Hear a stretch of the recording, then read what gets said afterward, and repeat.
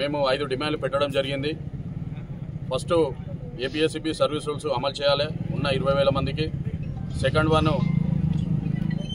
Conversion చేయాలి. Third one unban గ్యాంగ్ను ఆర్టిజన్గా గుర్తించాలి. Fourth one మిగిలిపోయిన కార్మికులను కూడా ఆర్టిజన్గా గుర్తించాలని ఈ జేఏసీ ముఖ్య ఉద్దేశము. అందులో భాగంగా ఈ కేటీపీపీలో కూడా సిఎల్ కాంట్రాక్ట్ లేబర్స్ ఇంకా ఉన్నారు. వాళ్ళను కూడా కంపల్సరీ ఆర్టిజన్గా గుర్తించాలన్నది ఈ జేఏసీ డిమాండ్. రాబోయే కాలంలో ఈ ప్రభుత్వం కనుక మేము ఇచ్చిన డిమాండ్ల మీద నెరవేర్చకపోతే డిసెంబర్ మొదటి వారంలోనే సమ్మెకు పోవడానికి మేము సిద్ధంగా ఉన్నాం. ఖచ్చితంగా ఈ ప్రజాప్రభుత్వంలో మాకున్న డిమాండ్లు ఖచ్చితంగా నెరవేరుతాయని అనుకుంటున్నాం.